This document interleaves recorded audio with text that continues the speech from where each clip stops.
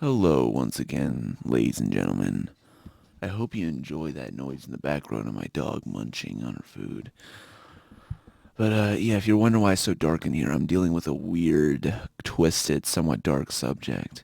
So I thought this would be a fun little way of lighting it up. So, what are we talking about today? Well, back near the end of 2022, a demo of a short horror game called Imperfect came out.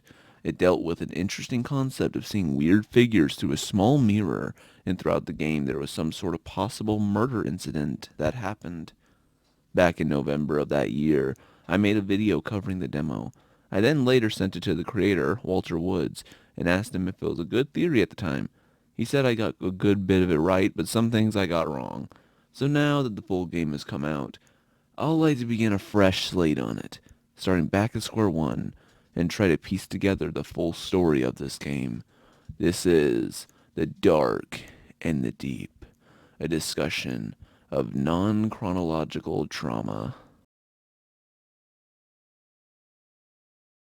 We start in what appears to be a moving van with notes surrounding the walls and a podcast called The Dark and the Deep playing in the background. The man on the podcast tells about a case that has run cold for some time, but has miraculously changed in some way as of recently. It was reported that a black van drove off from the scene of a violent crime that happened today. All of a sudden, the van we are in drives off a cliff with the podcast host asking, "Who is Samuel Judge?" As we slowly descend off the cliff, a body bag flies out of the van and a white-haired girl is watching us fall to our most likely death. Our screen fades to black as the title screen comes in with a few opening credits saying the game was created by Walter Woods with some help beyond the grave. Now begins part 1. As we are presented with our WASD pad, the screen regains color as we are shown a grayscale hallway in the distance. Getting closer, we notice there is a white light coming from a window on one wall with a covered up mirror on the other. The walls appear this way several more times, but switches the position so every wall has both a few mirrors and windows. If you look at the lit up wall, you'll notice your shadow, but also the shadow of the white-haired woman at the beginning following you from behind, despite nobody being physically behind you. You make your way to a white door at the end of the hallway, but before you can reach it, the door loses its color, and you're suddenly shown a new landscape from the other side. Approaching the door, you're addressed with the title, The Pit. As shown as you enter the pit, you notice a shadow in front of you on the edge of a cliff, but with no one to accompany it.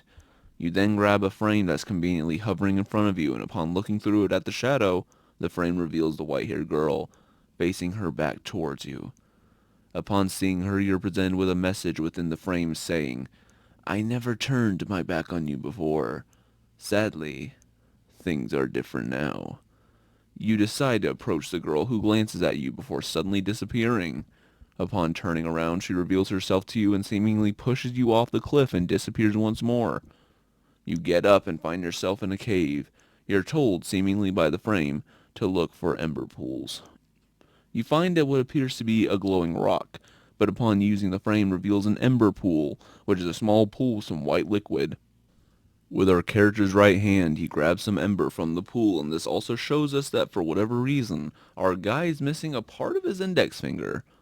Upon discovering the ember, we get a new message saying, "For so long, I watched you suffer from afar. I wish I could say those days are over. Perhaps there is still an ember of hope for you. For us." I don't know about you, but so far this is sounding like a failed friendship. Or maybe a failed romance. As we walk further, we notice a weird creature shadow on a wall. Don't worry, we'll find out more on them later.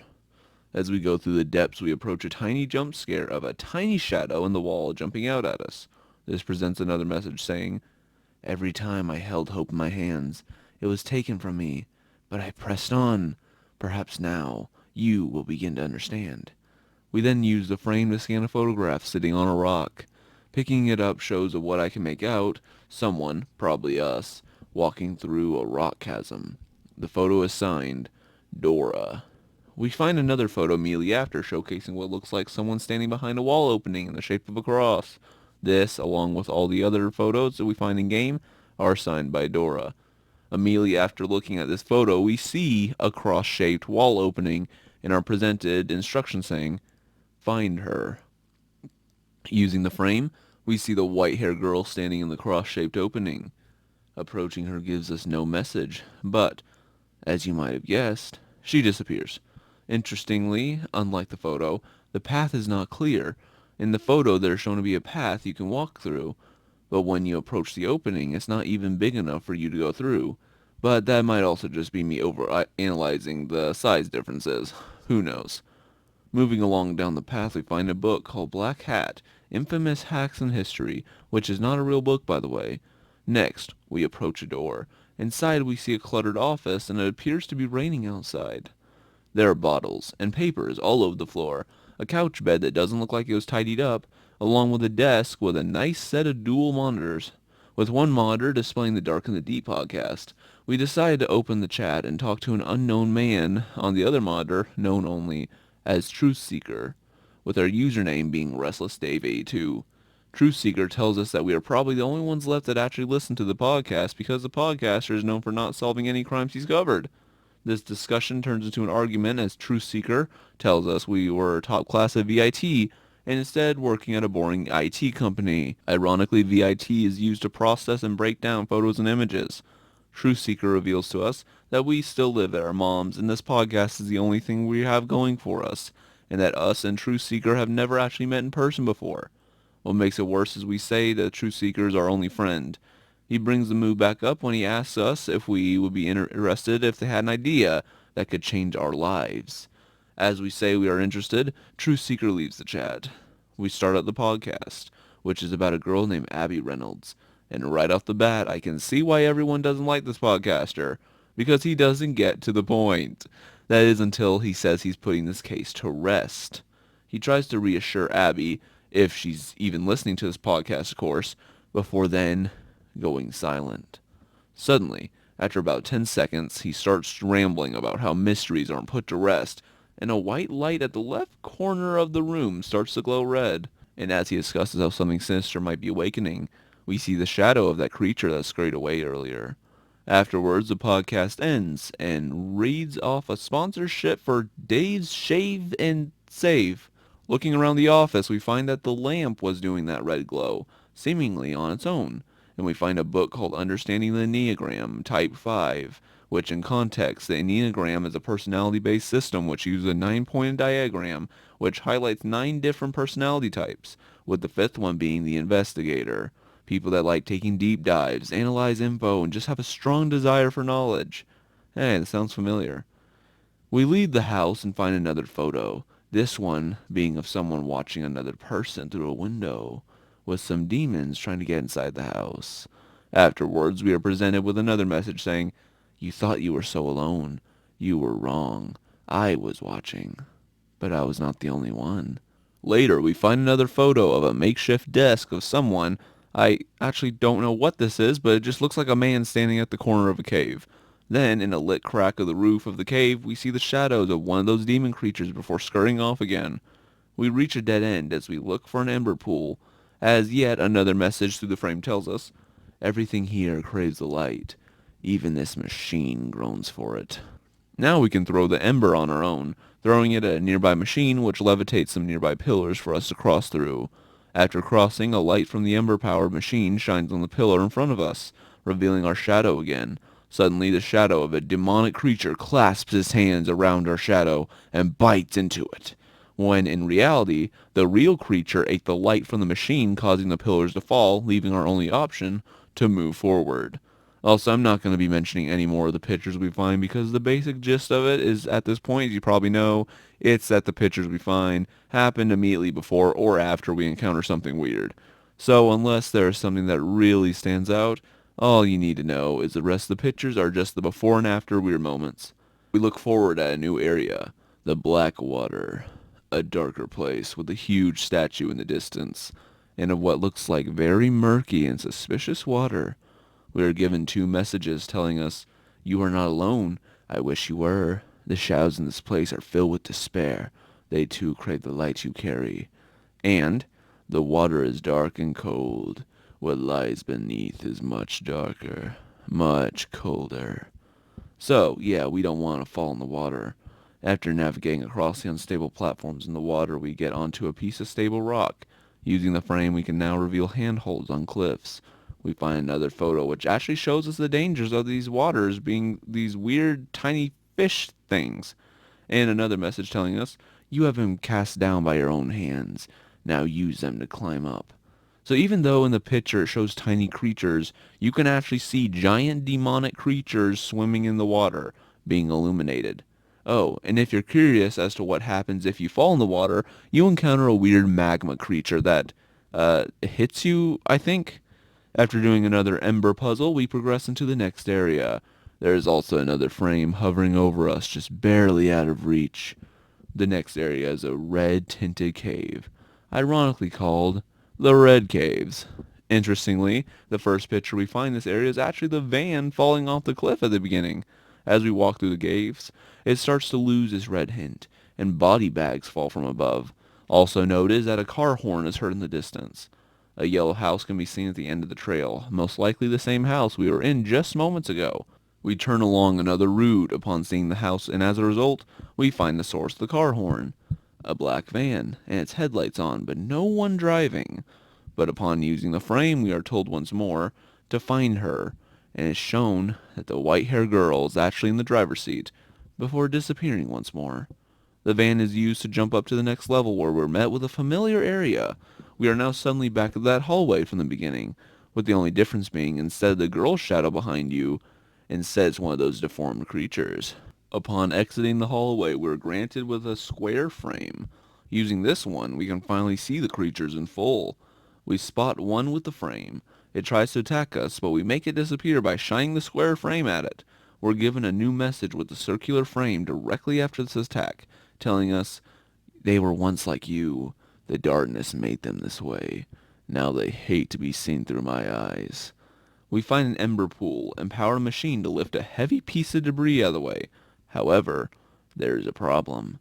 Shown and told earlier, these creatures crave the light. So with our first real challenge with the square frame, we must repel the creatures away from the ember long enough for the debris to be lifted.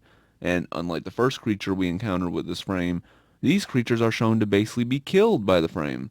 As we open the passageway, we fall down a short chasm that looks kind of familiar.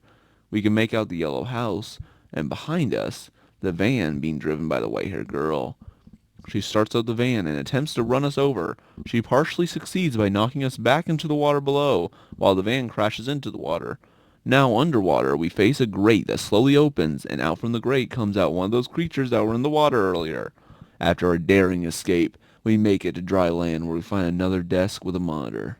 An odd place to put something like that, but okay. Instead of the podcast being presented like the first monitor, this one shows a website about some hackers that got $14 million from selling stolen data. And on the right side, we are talking to Truth Seeker again. He claims to be the one that sent us that hackers article and asks if we have access to the servers. We decline to the idea because we're smart and don't want to be arrested. After Truth Seeker claims we need to take control of our life, it manages to convince us to join in his plan to sell the server data for a lot of money. What servers this is for is unknown at the moment. Truth Seeker leaves the chat and we start a new episode of Dark and Deep. The podcaster actually gets humble with us and says he has thought a lot about death, and even read the comments and reviews for his podcast and agrees he will push himself to the limits to make sure he actually solves the case. And he ironically ends the episode by saying he is in the driver's seat now, and he hopes this doesn't take him off a cliff. We do another ember puzzle and stop the creatures from getting ember, and get yet another message. Sometimes I looked at you and wondered, who was behind the wheel? After getting back up into the red caves, we were told two things. One, the creatures will attack you unendingly if you are holding an ember, and two, the frame gives you another message by saying, they are like you, desperate for the hope the light brings. After progressing through a few demon attacks and finding a picture of someone in a car staring at a man in front of them, we find a body bag sit up. Spoopy. To make it more spoopy, after we throw an ember to clear passageway for us, the body bag levitates coming towards you. But thankfully, you escape. Another message says, no doubt you have been asking yourself where you are. You should be asking who. Why? giving us some hints that this place is most likely some sort of paradox. Progressing farther through Blackwater, we can now get Ember from Waterfalls. Getting to the other side of Blackwater, we find what appears to be an abandoned town with cars, and the frame responds to us saying, "The flood comes for all." As we approach the town, the white-haired girl can be seen in a blink and you'll miss it shot, sitting on a bench in the water with a street lamp illuminating her before the lamp goes out, along with her disappearing. Through some epic Ember puzzle solving, we make it onto the rooftops, and we learn that whoever's talking to us through the frames, right now it seems like the white-haired girl, knows that we are a huge fan of the podcast, because their message when we get up to the rooftop says, "Sometimes I watched you drive for hours, listening to him." After powering up 2 more machines from the rooftop, we make our way back down to a red, illuminated car. We are instructed to get into the car and are transported to Part 2. Part 2 opens up with us driving in the snow listening to the Dark and Deep podcast. The podcaster says they're starting a new series called Dark Machinations, or Machination. You know what? I'm just going to call it Machinations because I honestly forgot what he said. And it starts by talking about his Illuminati conspiracy. As we are busy listening to him rambling, a deer jumps into the road, and we're forced to stop. As the podcaster talks about normal people in everyday life who might be studying and watching you. Meanwhile, that's exactly what the deer is doing to us, watching and studying us to see if we are a threat, before ultimately running off. As we reach our assumed destination, SDS Systems, another deer pulls out in front of us. This time, the podcaster is metaphorically talking about the organization unhinging its jaw and swallowing you whole with its beliefs. Well, this deer takes it a little too literally because out of nowhere it unhinges its own limbs and flies high in the sky to ultimately destroy our windshield before disappearing. That deer fulfilled its life mission of transforming into a flying meat mass to destroy our car, and I think he did a good job. We park in the SDS Systems parking lot, this obviously being the place we work, and before getting out, we hear the podcast was sponsored by a steak and cheese restaurant. That's not important, I just thought I could interest you in a good fictional steak to encourage you to get a real steak. With mozzarella cheese and made with a side of broccoli. You know what, I kind of want to go to Outback now. And anyway, back on track. I like steaks, but we decide to get out of our car and make our way to the building. And for some reason, our main character thought it was a good idea to park at the farthest parking space in the freezing snow. But who knows? Maybe he likes the snow. On our way in, we see the black van from the beginning of the game. We get in the building and start to approach a man in a suit in front of the elevator, before getting transported back into our grayscale purgatory world. The first thing we are presented with is a message detailing, "You have been trudging into that building for years, like a rat in a maze, with a snake." As a new mechanic, we can now crawl in tight crevices, which we do upon triggering another Ember puzzle. We crawl through a tunnel filled with skeletons as we are told to hurry, as it appears a small cave is slowly collapsing. Either that or we're very claustrophobic.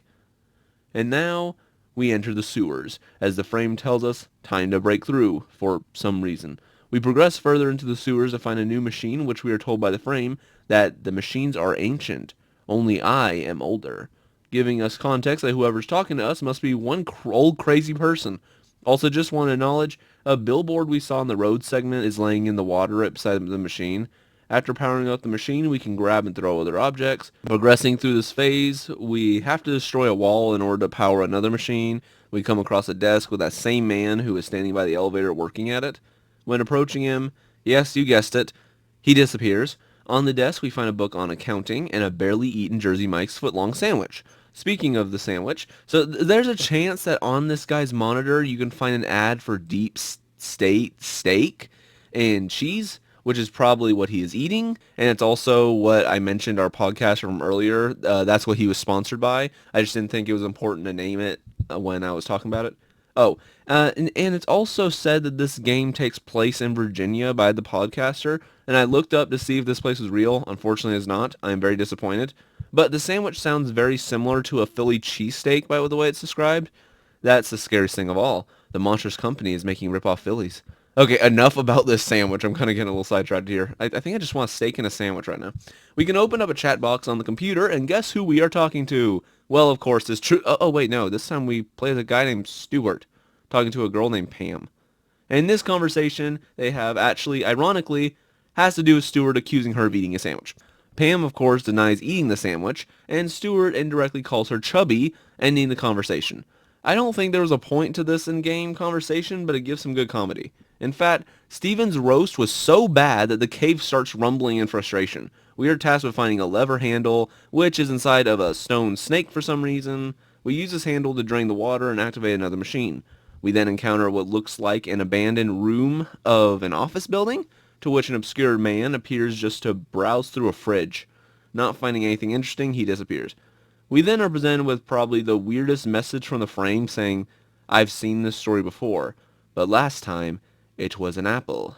Looking up, you can see the shadow and hear the hissing of a giant snake. This segment ends with us looking in the fridge and looking at Stuart's precious sandwich. Therefore, it was not Pam who stole the sandwich, but it was us. As you can tell, this is quite unforgivable. Now, Stuart will hunt us down for the BLT satisfaction. After opening the fridge, we are teleported to a cramped office space with a nearby calendar confirming this date to be somewhere along the lines of March 2004.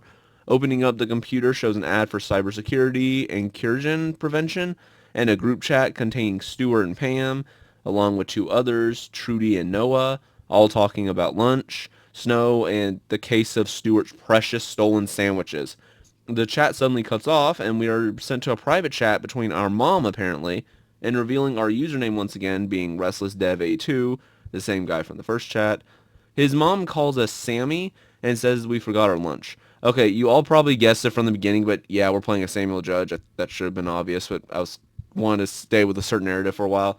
But since we now confirm that our main character's name is Sam, I'm just to make this easier, I am going to be calling the main character Sam from now on.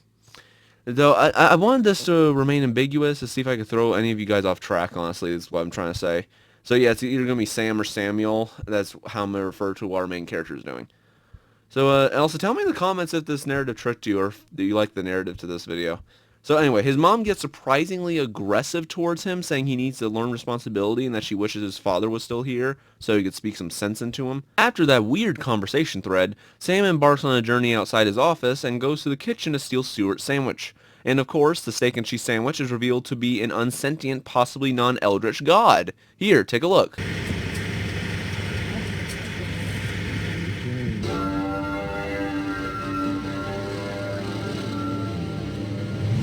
Mozzarella Industrial Complex.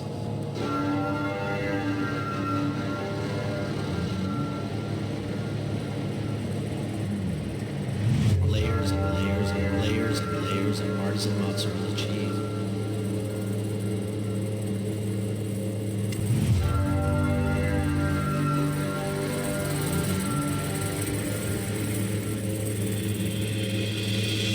Deep steak.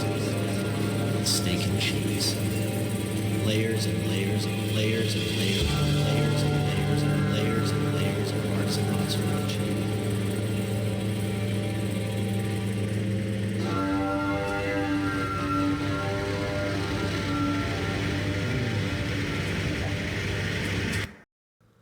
After that hilarious segment, Samuel descends back into the Caves of Ember. After draining an ember-filling machine and yet another layer, Samuel finds another passageway. Ascending through this passageway, he is shown the grayscale hallway for a third time, and this time the shadow behind him is a snake. Going through the hallway gives Sam a third frame. Looking through it meets him face to face with a giant snake. Despite interacting with it, it does not die, but instead tries to kill Sam. Before it can, though, the white-haired girl repels it away. She disappears just like a dad going to get milk, and Sam learns we can't kill the snake with the frame. But, as long as he looks at it, they can't kill him. The frame also tells him this is his home. These are his children. Making me think that these Wendigo ripoffs are this thing's sentient fetuses. After crawling through a small space, Samuel finds a machine used to break some rocks in his way, and the frame tells him, he was here before you. Waiting. Interesting. He goes through a few more chasms and small areas and falls down a big hole, and are thus presented with another message. You never felt it when he was close before. Perhaps it is different now. As Sam powers another machine, he's spooked by Old Snaky, attempting to bite through a metal sewer grate. As common sense would put it, Samuel runs, and has to become a professional brick remover in the process. After throwing away enough bricks, he hides in a little corner which thankfully the snake slithers right past him. The frame then tells us what we are feeling in this moment. Did he really just escape? Or is he just playing with his food? He finds a lever, jumps through a lever-accessed hole, and gets transferred to watching Stewart work at his computer next to some candles. I actually don't even know if this is Stewart anymore, but either that or he went through a nasty emo phase at the end of these game's events. I say this considering his Employee of the Month posters for 2006 and 2007, while the calendar in Sam's office says 2004. So I'm not really sure what that's supposed to mean. I guess it could mean that Sam's so disorderly that it actually is 2007, but at the same time it could have been 2004. Maybe this is like a little glimpse of the future of how Sam's work goes or something. I actually don't really know for that part. That part's a little confusing. So naturally, Stewart, or whoever this guy was, disappears and the frame gives us a bit of an exposition dump as to who they might be. This place is filled with those who have seen through my eyes. They have died their second death, entombed for all time. I pray you do not share their fate. So this line gives us confirmation that we are in fact in some sort of purgatory, along with a lot of other people before us. Not quite sure how exactly this works yet, but just wanted to clarify that. Even though everyone probably already knew this was a purgatory, I just wanted to address that. Next, Sam gets into a boat where a man suddenly appears out of literal thin air. As Samuel and the ghost man wander the very narrow waters, Sam uses a square frame to knock out a square engraved stone piece. After removing the stone, a skull comes out and fuses with Sam. Also, the ghost left, as usual. Sam is instructed to match these frames to seal the catacombs so they don't escape. We all know who they is. It's obviously the Wendigo things. After a long boat ride, the frame tells Samuel, "You will never know how lonely it can be, watching so much desperation and anger." After another attempt at brick removal, he finds a photo of a deer followed by the shadow of one. And for whatever reason, this deer has a very menacing growl. The frame starts to catch on that Sam might be a sadist when it asks, "Why do you choose pain? Why do you give it to others?" Sam embarks inside a dark catacomb-like area where the demonic creatures seem more aggressive. This frame gives him a bit more information on who the person he's communicating with, where it says this, which is, "You threw every gift I ever gave you back in my face. How dare you? What did you think would happen?" Suddenly, as he progresses farther into the dark catacombs, an opening turns from an old brown to a light green as circuit boards and computers start occupying the hallways, along with a strange man watching Sam through some small lit openings. Another interesting photo is found, this one being on a girl looking out the window. It's very odd considering we have followed Sam in these pictures, and it's kind of weird that this picture is found on top of what looks like a coffin. There are skulls all around the hallway, seeming to be a subtle reminder of death. And as Sam turns the corner, the man in the suit appears in front of Samuel, sprints at him, then disappears. A dead deer is spotted in the middle of the hallway, and after walking around it, Sam finds a photo of a dead deer in the middle of a snowy forest. Sam approaches the red door, only to be transported back into his cramped office.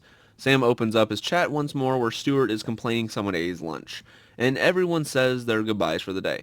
We see a new person come up in the chat named John Jr., who we will later be revealed to be the boss of the company.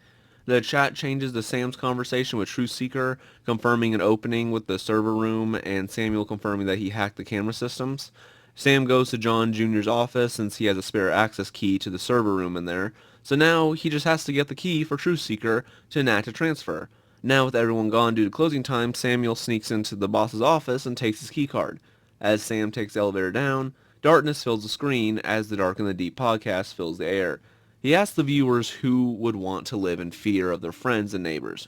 As this is said, Samuel turns on the lights of the server room, with a sign warning him the room uses timid light to preserve electricity. It's also to be noted the red light illuminating off the sign.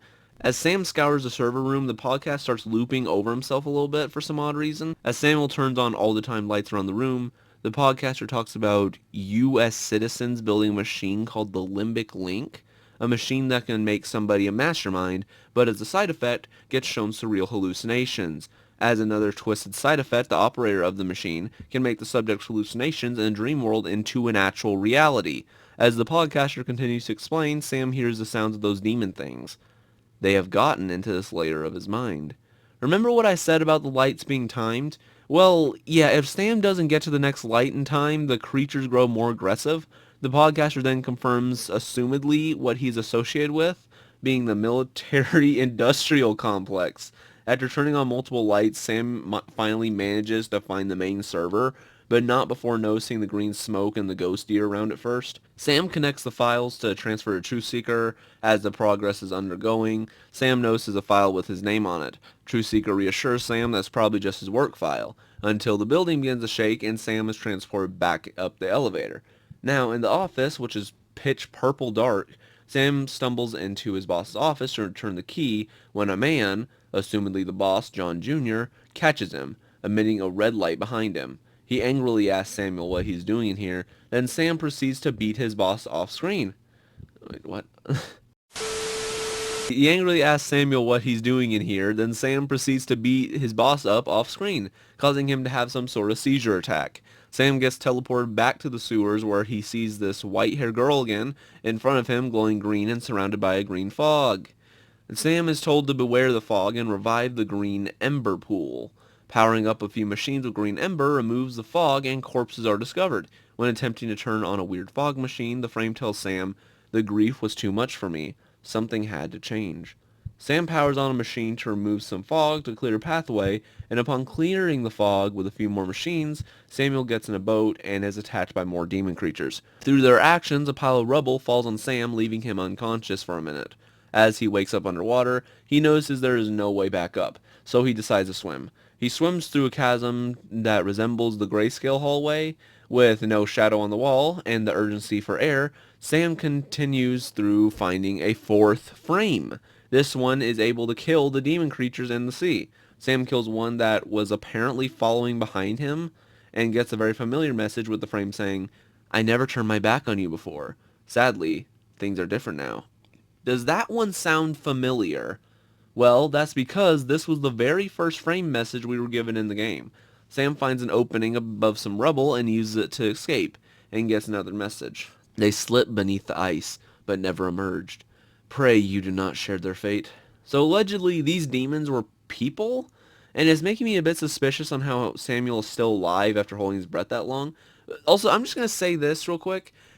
The demon formula doesn't really make much sense to me world building wise. Now I could be missing something here, but as far as I'm aware, based on that frame message and a few other messages, we can assume that if this is like purgatory, if we're assuming this is purgatory and other people have been down here and they have died in the ice, I guess that assumes that they became the demon things.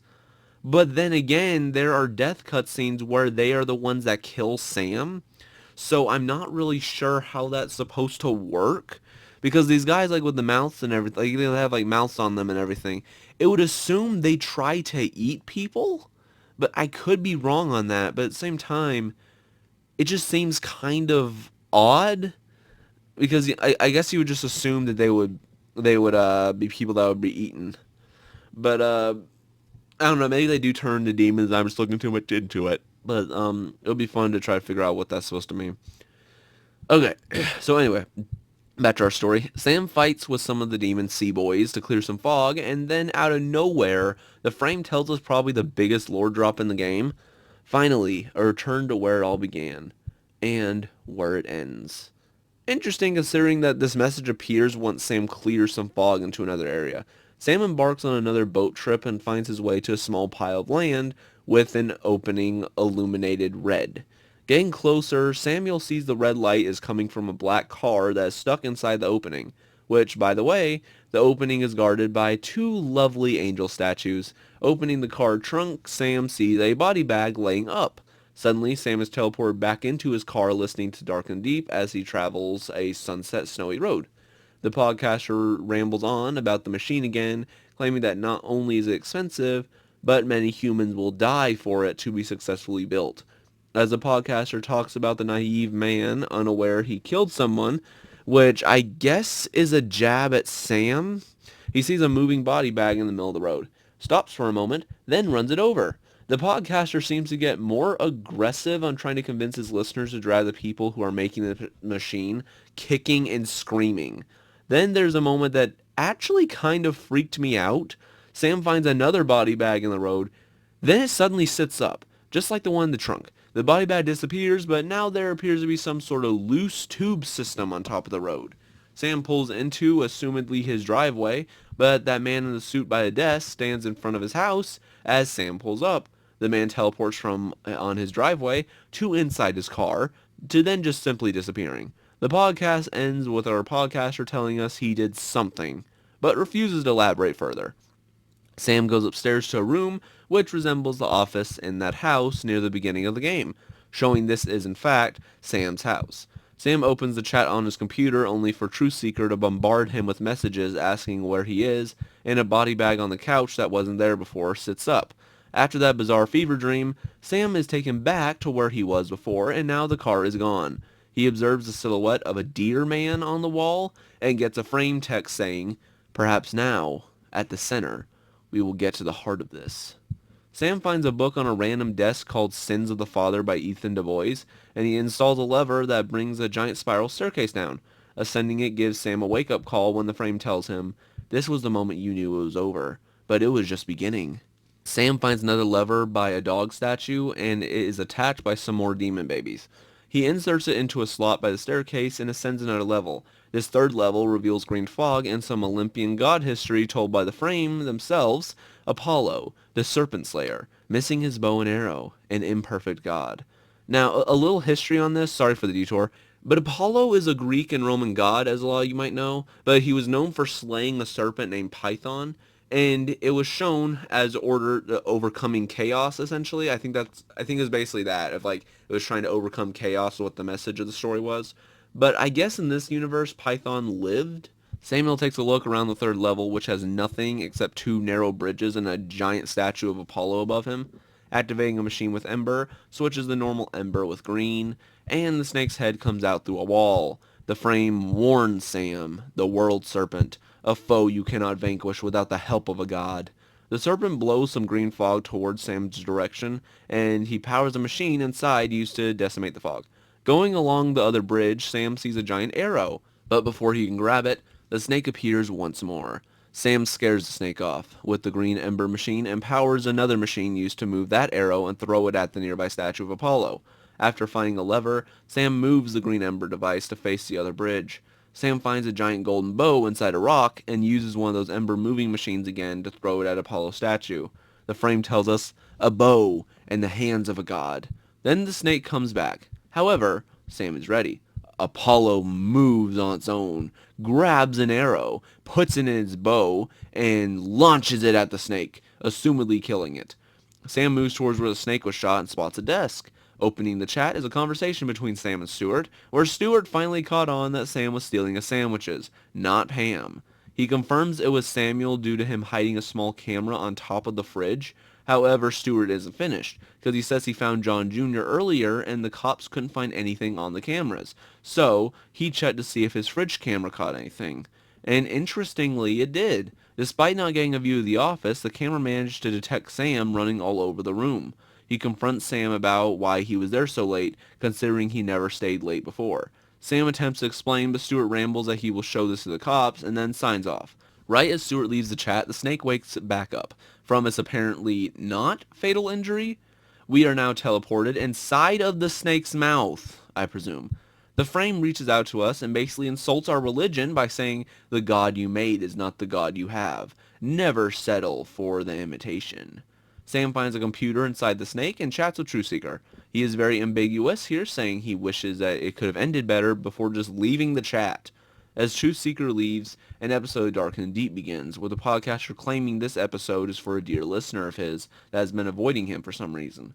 The podcaster starts, confesses a few things, and says something I know many of you probably saw coming. The podcaster is Truthseeker. I will admit, though, the execution, the execution was, I feel like, good, but it was very predictable. I will say that it was very daggone predictable, simply just because it just, every single time Truthseeker appeared, it was always after Dark and the Deep came in. But so, I feel like the execution was okay. I feel like it was pretty good. It was well done. He claims that if he revealed his identity earlier, it would have been too much of a risk, and he apologizes for having Sam send the documents over, but thought it was worth exposing the truth. As Truthseeker explains, white fog comes up from the distance, and the deer man silhouette is shown once more, just standing there before disappearing back into the fog.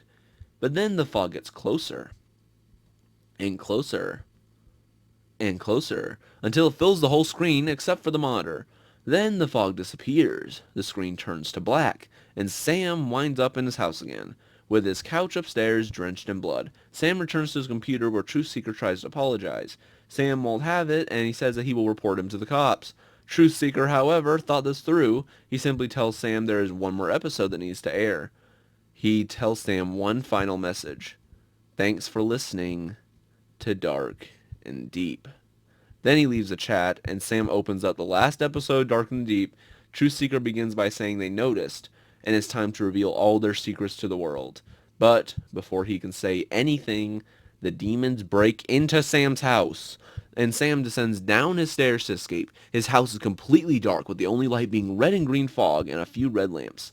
As Sam arrives downstairs, the Deer Man kicks his door down with a car right behind him with its headlights on. The Deer Man approaches him, but before seeing what the Deer Man does to Sam, the screen goes black. In the background, a bunch of weird noises are heard, including taping something up, a door opening, and the jingling of keys. A few seconds later, the screen comes back on, showing Sam is in a body bag, and he's put into the back of a van. The same van from the beginning. And as the Deer Man shuts the van door, Truth Seeker starts to speak. And what he speaks are the same first words from the start of the game. Who is Samuel Judge? Also, I gotta say, I was not really expecting this. So then we cutting to a new scenario with Sam still in the body bag. The white-haired girl, in a dress this time, walks past the van. Suddenly, Sam is outside the van, and now he embarks on his final part of his journey. The frame then tells Sam 3 simple words and some pretty small text. Run to me. Sam walks through of what appears to resemble a... Well, I'm not actually sure what this area is, but it's red and squishy. Kind of like before Sam can explore the area thoroughly, the Deer Man steps out from the shadows, prompting a final chase scene. Well, sort of. Sam runs through the corridors, only to be stopped at a dead end. With no other choice, he waits for the Deer Man to step closer. And as he does, Sam raises the third frame, the snake frame, at him, revealing there to be a snake on the Deer Man's shoulder. As the background behind the Deer Man gets darker and darker, the snake disappears. And now, Sam can back up a little more, and he sees there's a demon on the Deer Man's other shoulder. Using the second frame, he propels the demon away. After Sam acknowledges the 2 creatures on the Deer Man, he looks behind him to find a giant white frame. He uses the last frame on the Deer Man, then interacting with the frame, it uncovers the white-haired girl, still in a dress. She reaches out her hand to us, but faces away from our direction. Sam takes her hand, and he is taken to the final area. Sam is surrounded by black fog on a black bridge in front of 2 rusty open gates, and the frame gives us one final message to ponder on. Who is Samuel Judge? As Sam progresses through the bridge, not only are there now small candles on the sides, but at the end is a statue with a snake's head, and an amalgamation of many diverse creatures. There appears to be a gap at the end of the bridge, not allowing us to go up to the statue. But we do find one final picture that I thought was interesting, being an oddly detailed cross.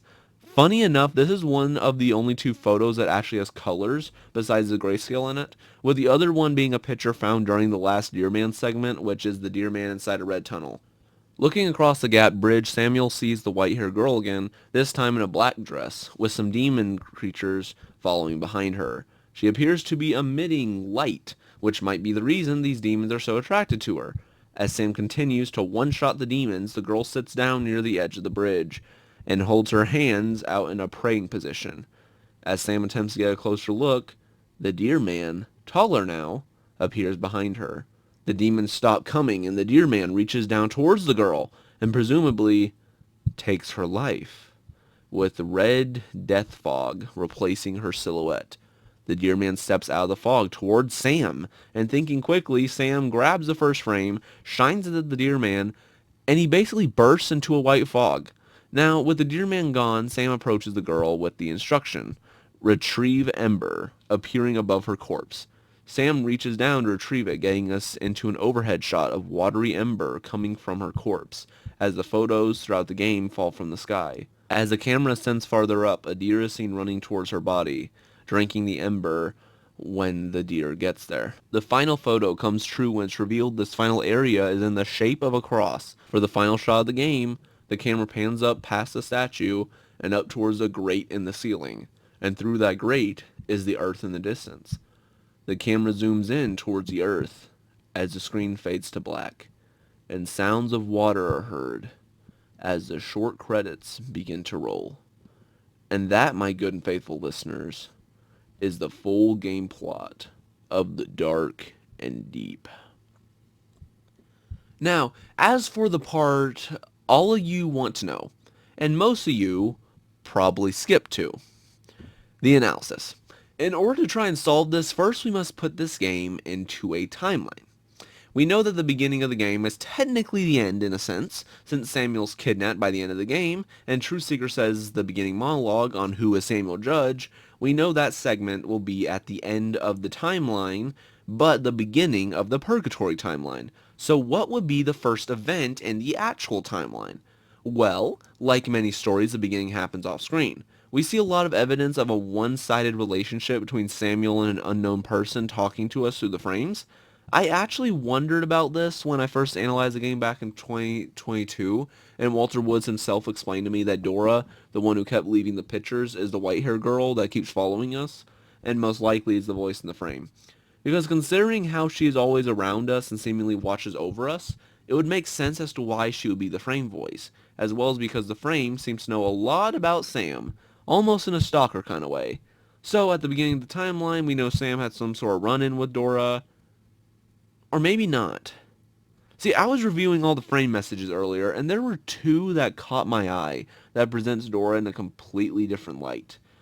Which is, this place is filled with those who have seen through my eyes. They have died their second death, entombed for all time. I pray you do not share their fate. And you will never know how lonely it can be watching so much desperation and anger. And there's also, like, I think a few on fog being at the beginning and end of the journey. So, like, along with all these different lines and a few other lines, like, there's also one mentioning how some fell in the ice and never emerged, and one other one detailed the grief was too much for me, something had to change. This all appears like a spirit more than a human talking to us, because multiple times she addresses more people, as if she has guided others down here. And that might be it. But before we go deeper into that rabbit hole, back to the timeline's beginning. We know by some of the chat logs that Sam still lives with his mother and leads a pretty boring life. He works in a job that he hates, that being CDS Systems, a computer software company, and is surrounded by employees who, by our knowledge, actually enjoy each other's company. Then, sometime before March 2004, or May 2006, because knowing of how disorganized Sam is, that calendar in his office could very well just be from 3 years ago, because we do see in the hall there's employee of the months for 2006 and 2007. So most likely it's 2007 actually. But anyway, a little bit before March of 2007 in this case, Sam found a podcast called The Dark and the Deep. It's never stated if the podcast used to be popular, but based on the way Truth Seeker starts some of his episodes, it gives off the vibe that people used to love watching him, but he only draws suspense and never gets to a conclusion, leading to basically everyone leaving the podcast. He spends all his time making the audience tense and trying to research on a case before giving up because he couldn't get close to solving any, such as the case of Abby Reynolds he was addressing earlier in the game. It got to the point where Sam was his only listener. I say this because this would make sense as to why a Truth Seeker is talking to only him. At least to our knowledge, Sam is the only one on the podcast still. The reason Truth Seeker tells Sam that no one likes the podcast quite a few times is probably because he wants to test how determined of a fan Samuel is, and to what extent he could help him. And based on the game's events, Samuel, mostly unknowingly, got Truth Seeker exactly what he wanted. You see, when Sam was turning on the lights in the underground storage room, Truth Seeker rambles on about something called a limbic link, a device used by someone to make their dreams a reality, but as a result, makes them see some weird hallucinations. However, that can't be true, since by the time Truth Seeker gets the files from Sam, it would not be possible for him to get the device and plug Sam in, or even himself. So, he gets the files, but at this point in the story, Truth Seeker can't use it. So really, it's a red herring. And I address this further because we realize that Sam in that night got the files, transferred the files, and then beat up his boss, and then later on, Stewart got records of him. And so it's assumed that Sam is going to his house that night, because it would not make sense for him to talk to Truth Seeker like a day or so after. Because, like, why would you do that? You would go to your house, you would probably get ready to leave.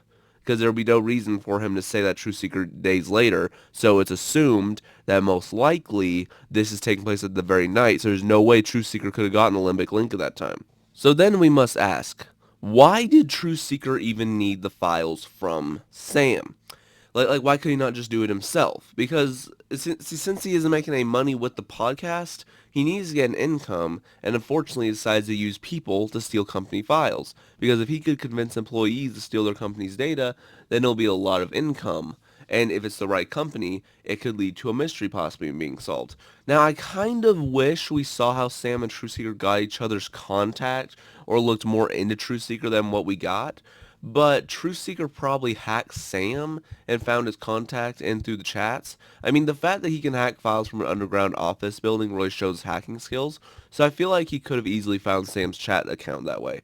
So, wanting a change and getting something out of it, Sam goes to another boring day of work. And I guess Sam was hungry, because instead of bringing his own lunch, he instead attempts to steal one of his coworkers, Stuart's sandwich. And Stuart makes it his entire motivation to find who stole the sandwich. His whole subplot is actually kind of funny. It's actually one of my favorite in the game. After accusing multiple people, Stuart decides to put a camera on the fridge to catch the perpetrator in action, and he coincidentally catches Sam that same night when he extracted the files from the server room and beat up his boss. So allegedly, Stuart calls the cops on Sam, and Sam is rightfully angry at Truthseeker. Truthseeker says that apparently whatever was on those files exposes the truth or something, which doesn't make a lot of sense, but I think the games make you assume the files have something like records of the limbic link or something like that. And but even then it still isn't really confirmed. So once Sam says he will turn him over to the cops, Truthseeker breaks into his house, puts him in a body bag, throws him in a van, and assumably floors the van once it approaches a turn, gets out, and has the van fall to the bottom of the river, leading to Sam's death. Now, we get into the really complicated stuff. But first off, I want to propose a theory on the deer man. So something that I found rather peculiar was that the only times the deer or deer man shows up, besides the ending, is when Truthseeker speaks. Well, almost all the time. Sam almost runs a demonic deer over as he listens to the dark and the deep. He sees a deer transform into the deer man as the podcaster speaks. Actually, I'm not really sure about that one, but still, it could be a legend. And even during the confession, we see the full silhouette in the background for the first time. But the most obvious moment is when the deer man breaks into Sam's house right as Truthseeker finishes talking with him. It seems somewhat obvious that Truthseeker has some connection to this guy, and yet it seems to basically be the god of this plane. I say this because during the final fight, you have to use pretty much all the frames to beat him, and even then he isn't officially beat. But at the end, when he kills Dora, we shine the first frame at him once and he's defeated. I feel as if the deer guy is essentially Sam's personal Satan. Even though I said this is his purgatory, I believe this is supposed to show Sam's journey into the afterlife, as the deer man and Dora fight. Dora seems to genuinely want to help us when everything else seems to want to kill us. That's also why when the deer man kills Dora, it appears he won. But he's weakened to where Sam can kill him. I will explain how in a moment. And then Sam flies and looks at the earth. This represents a finished purgatory, but it leaves his fate unknown for what part of the afterlife he goes to. So, then how does this connect to a truth seeker? Well, we see when Sam is alive that this podcast seems to be the only thing he legitimately cares about. So if his life is boring and he suddenly dies to the one man he respected and looked forward to following, it would make sense that the dear man, his Satan, is birthed from whenever Truth Seeker speaks, representing not only Sam's descent into madness, but also shows that the deeper he goes into deciphering Truth Seeker, the more powerful the dear man becomes. However, when the deer man is his most powerful, Dora helps Sam escape. But then immediately after the scene, Sam relives the moment Truthseeker kidnapped him and has finally come to terms with how he died. That's the reason why he is simple to kill in the final location of the game, is because since we have come to terms with how we died, he is easy to kill. He is no longer a threat. As far as Dora's death, that can be perceived as just her journey has come to an end, and this was inevitable. Because if she is anything like the deer man, she is most likely our guardian and tells us how to proceed. Also, I don't know if maybe she's like, an omnipotent being, like she's like basically, if this makes any sense, like the deer man is like a Satan born from people's turmoil, and so then there's like a guardian angel that walks people through it, and maybe Dora's there the whole time, but she keeps like, there's like a different version for each person maybe. I don't know. I think that'll be a fun little theory, but we obviously don't have anything else to run off that. That's just a little fun prediction I want to throw out there. All right, anyway. So when she leaves us the final picture of the colored cross, that's because this picture is the finale of purgatory, the end of the road. That is where Sam determines how he wants to live. Well, live in death, if that makes sense. Does he choose to be engulfed by the darkness of his past, or bathe in the ember light and live on? In heaven, basically. That is the basic story of Dark and Deep. But just in case you want more, I'm going to attempt to explain on the landscape and why it looks like this. We have already established that it is impossible for Sam to be hooked up to the machine, and this is pure purgatory. So then why is a snake from mythology and demon children here? Well, we know the snake and demons are connected to the deer man, since the deer man has been shown to be all three in one creature, shown in the final chase scene. So the demons and snakes are his children, and the demons are created in this purgatory to physically symbolize the Dark and Deep podcast. That thing that's invisible to the naked eye, but you know is there, always lives in the shadows of your mind, trying to block out the light and positivity of the situation. They are a physical manifestation of this. Even their designs show this, as a creature that moves and looks small and nimble, and they even have mouths on their backs to indicate maybe gossip. I actually don't really know about that, because maybe the mouth is a dangerous weapon according to multiple scriptures in the Bible. I'm trying not to make this religious, but the game even has Bible verses as half of its loading screens. As far as the snake, though, the snake, as I mentioned earlier, is Python from Greek mythology. The most prominent thing about the snake in this game is that you have to help the statue of Apollo kill Python, which, as I said before, is a story in Greek mythology where Apollo killed Python for unknown reasons, but most likely it was because it guarded the Oracle of Delphi, which Apollo needed for some reason. So Apollo killed Python and went to see the Oracle, and even the building we helped fight Python in looks very similar to the building that held the Oracle. As far as to why we are perceiving this in our purgatory, might connect to the fact that Sam might have had interest in Greek mythology. As shown, we found a book on the Enneagram in his house. This could perceive Sam as a possible investigator type who went down a rabbit hole in mythology, even though that's a stretch. It could be that this story is representing of how Sam is looking for answers. Overall, I believe that's the full story of Dark and Deep. I know that last bit is a very non-chronological and doesn't really, it's kind of stretch, but still. And speaking of non-chronological, at the beginning of this video, you might have recalled I titled this video Non-Chronological Trauma. I say that because, well, one, it's non-chronological in a sense, but it most likely is about trauma considering Samuel's situation. According to the American Psychological Association, the definition of trauma is an emotional response to a terrible event like an accident, crime, natural disaster, physical or emotional abuse, neglect, experience or witnessing violence, death of a loved one, war, and more. Immediately after the event, shock and denial are typical. Longer-term reactions include unprecedented emotions, flashbacks, strained relationships, and even physical symptoms like headaches or nausea. Samuel definitely shows traits of flashbacks, and even the messages from Dora seem to resemble strained relationships, despite Samuel obviously not knowing she even existed.